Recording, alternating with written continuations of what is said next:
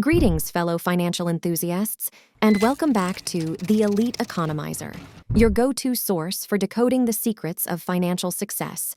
If you're new here, be sure to subscribe and hit the notification bell so you stay informed about our future insights. Today, we're diving into a topic that's on everyone's minds: building wealth in the face of economic challenges. Let's debunk myths and discover the opportunities that lie ahead. Now picture this: a life where your money works for you rather than the other way around. With rising inflation, interest rates, and the looming possibility of a recession, many people are understandably panicking about the fate of their investments, careers, and financial future. However, it's essential to keep our eyes on the bigger picture. Contrary to popular belief, economic downturns aren't roadblocks but golden opportunities to build lasting wealth. We dare say it's a once-in-a-decade chance to get rich. If you're skeptical, walk with us for a moment. Have you ever seen a truly affluent person complaining about a recession? That's because when the economy goes down, their earnings tend to go up. Warren Buffett himself attests to this phenomenon. He has gone from having $93 billion in 1982 to a staggering $2.4 trillion. Just think of the economy as a game where the rich hold all the cheat codes. There's a fascinating chart we'd like to show you, but before that, let's eliminate the fear of recessions and the crash of stocks by listening to these wise words from the Oracle of Omaha. Well, I don't think there's a particular risk in the economy. Over time, we will have recessions from time to time, and we had a real doozy in the fall of 2008 and early 2009, and that has had more consequences than other recessions have had post-World War II. But the American economy is a wonderful machine. It works. It's worked since 1776, and it'll continue to work. But we will continue to have ups and downs. The moral lesson here is simple. No matter how bad things look, never forget that recessions are a mere characteristic of economic cycles and, when handled perfectly, could provide extraordinary opportunities that could change one's financial future and life for the better. Now let's take a closer look at some of the things predicted to unfold in the next 3 to 6 months, along with the promising opportunities at hand. You might want to pay close attention because the things you hear next are all you will need to strategically position yourself for the creation of lasting wealth. Begin by unraveling the mysteries behind the economic situation that you will likely be navigating in 2024. Starting, it's pivotal to acknowledge that during economic downturns, unemployment becomes the order of the day. But let's assume significant layoffs don't happen. Other consequences like huge wage cuts and a decrease in the value of different assets become rampant. To make things worse, these effects have an act of echoing around the globe while carrying damaging effects. Furthermore, in a recession, corporate earnings usually shrink, companies reveal diminished revenues, and they offer cautious forecasts that mirror the increased risks associated with economic downturns. We'd hate to be the bearer of bad news, but there's a high chance that the United States and even the world might enter another economic recession next year. Up until now, extreme weather events have been irregular and confined to specific regions, but there's a possibility that they could become synchronized. Intense droughts and heat waves have the potential to significantly disrupt production, causing food shortages, stressing global supply chains, and elevating household expenses in regions experiencing food scarcity. There's a risk of widespread migration, or, in extreme cases, conflict with profound political consequences that may extend beyond borders. Let's delve into the consequences. How about the tension between China and Taiwan? This could heavily affect the semiconductor industry, and its ripple effect will be significant. We're also seeing the conflict between Israel and Hamas showing no signs of slowing down. While there's a low chance of it becoming a regional conflict, the global impact of such a thing happening will be immense. Recently, numerous companies have been revising their forecasts downward, anticipating slow or potentially negative growth. This marks the most elevated level of recessionary risk that we have seen in a decade. As a result, layoffs will become more common. Cash-strapped customers are cutting back on their spending due to reduced incomes, and this makes companies streamline their expenses. Unfortunately, it's the employees who usually bear the brunt of these cost-cutting measures.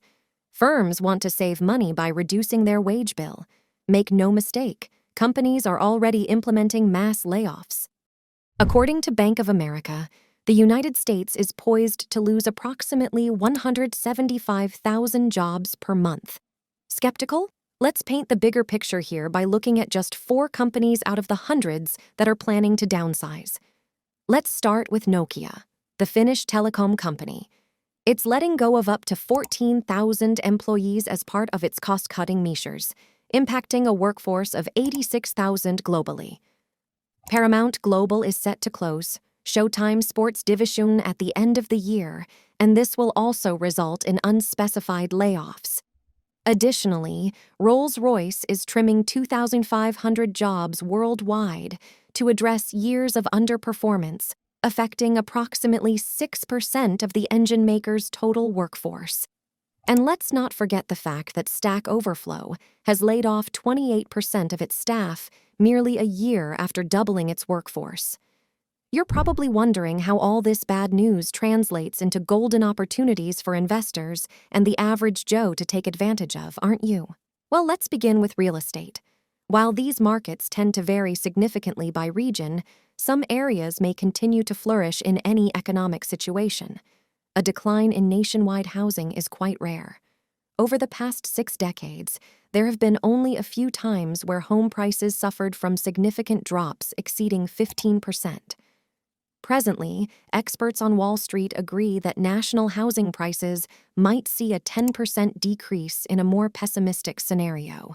A 10 to 25% decline is conceivable should interest rates continue to rise. It's crucial to highlight that real estate markets vary significantly by location. Analytical insights indicate that particularly vulnerable markets, such as certain areas in Florida, Arizona, Idaho, and Southern California, could experience declines up to 30% from their peak. This downturn might endure for about 2 years before stabilizing.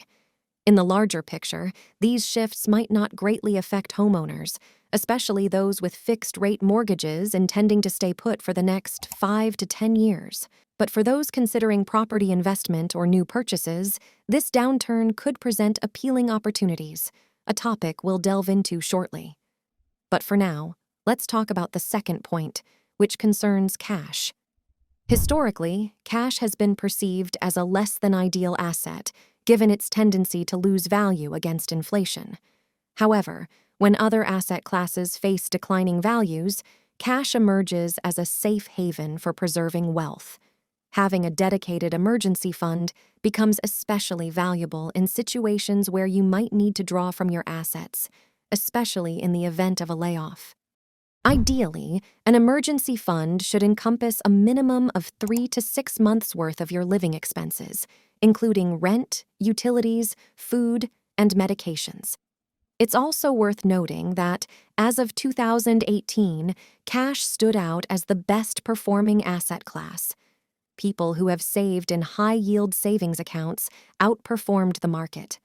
Right now, cash is gaining recognition in investment portfolios, with fund managers holding the highest levels of cash since 2001. Even Citigroup is suggesting cash can serve as a hedge for investors during the recession.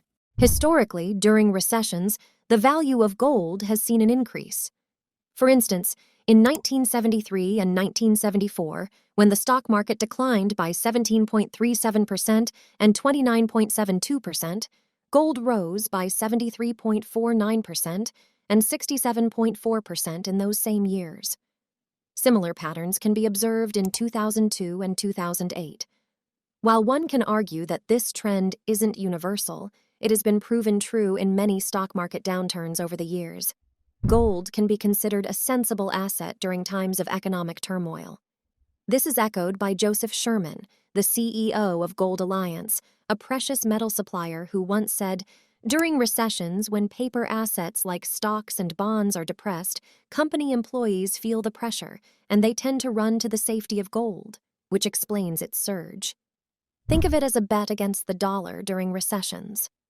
When confidence in the Federal Reserve is low, people often turn to non-fiat currencies not backed by what they perceive as struggling central bankers and governments. It's not a bad practice, but note that it's not the best move for a long-term perspective. But don't take my word for it. Here's what the Oracle of Omaha has to say regarding gold. Now, for $110,000, you could buy the 300 ounces of gold, and every year you look in your safe deposit box, and you'd have your 300 ounces of gold, and you could fondle it and do whatever you wanted to do with it. But it didn't produce anything. It was never going to produce anything. This leads us to the third point: stocks. It's no longer news that the three major stock market indices have experienced declines ranging from approximately 15% to 30%.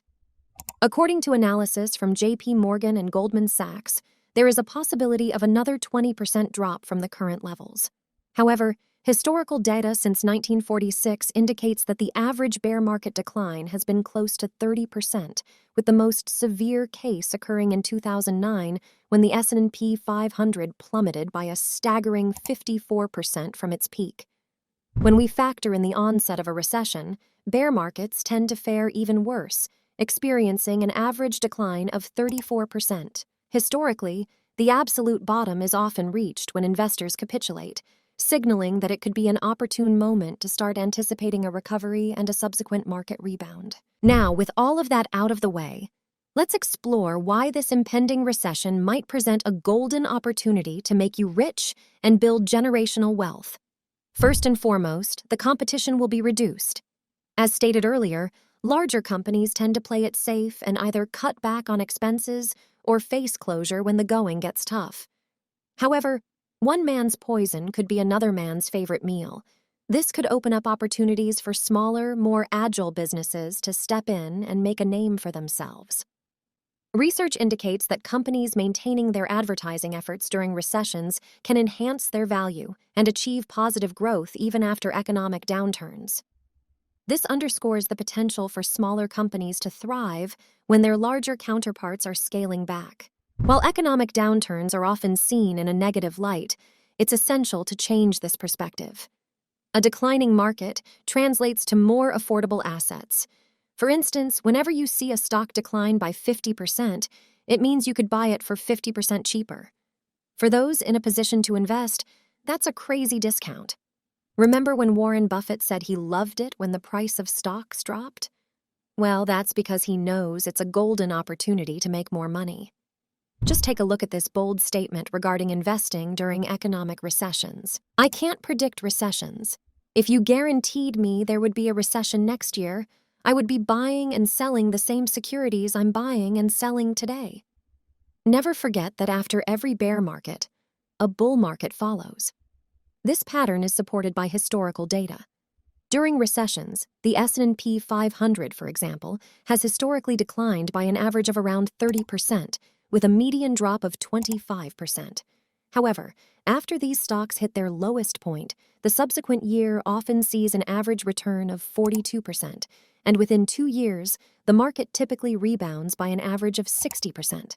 This means that investing during a market decline can fetch you a lot more money than simply withdrawing and waiting. Now, with everything said and done, let's discuss how you can take advantage of a recession. Holding cash. Although statistics support the idea that it's better to invest your money right away, keeping a cash reserve can provide security and the freedom to take advantage of investment possibilities if they present themselves. It is smart to hold some cash in your portfolio, and a sweet spot for this is around 15% to 20%. Cutting down on expenses. When the economy starts to be shaky, scaling back your expenses will do you a lot of good. Frugal decisions like maintaining a lean budget, tracking your expenses, and taking active measures to prevent you from spending too much are always the right choices. Think of a good and sustainable strategy that will manage your finances, just in case your income reduces in the face of economic challenges, or worse, if you're the victim of a massive layoff. This will give you the safety net that you can rely on. Speaking of massive layoffs, though, you might want to secure your job. Selling your investments to make ends meet after a layoff often leads to financial setbacks, and that's one of the last things you'd want in an economic recession. Let's be real for a second. Companies only let people go when they're considered expendable. Enhance your skills, learn new ones, and show your employers that you offer value to the company. That will give you a lot of leverage when the workforce is being trimmed. Diversifying your investments. One of the best decisions you can make is diversifying your investments. This is crucial for risk management. Include a mix of assets such as large-cap stocks, international stocks, real estate, or passive income-generating investments. We've got a lot of amazing videos on businesses that not only run themselves, but will fetch you a lot of money over time. The more diversified your portfolio is, the more resilient it will be in case certain assets underperform. Always think about the long term. When you invest, remember that clip of Warren Buffett saying he'd continue his usual investment strategies even if an economic recession happened today? Be like him and keep investing as you normally would, as if nothing strange were occurring. Regularly investing in markets or dollar-cost averaging has traditionally been a successful tactic. Moreover, in the long term, the market has consistently recovered in all historical instances. Never forget this golden advice from Warren Buffett on long-term investing, but you shouldn't buy stocks unless you expect to hold them for a very extended period, and you are prepared financially and psychologically to hold them the same way you would hold a farm and never look at a quote. You don't need to pay attention to them, and you're not going to pick the bottom, and nobody else can pick it for you or anything of the sort. You've got to be prepared to, when you buy a stock, to have it go down 50% or more. To address his idea of long-term investing, did you know that if you had invested $1,000 in TSLA stock 10 years ago, today, that investment would be $116,000? That's the amazing effect of long-term investments. As we wrap up this insightful journey into understanding the potential of economic downturns and the hidden opportunities within, we encourage you to take a proactive approach. Remember, in every challenge lies an opportunity, and in every recession, a chance to build wealth. If you found this information valuable, don't forget to like this video and subscribe to the Elite Economizer for more in-depth analyses, valuable insights, and strategies to navigate the complexities of the financial world. Building wealth isn't just a journey, it's a mindset. Stay tuned for more content that empowers you on your path to financial success. Until next time,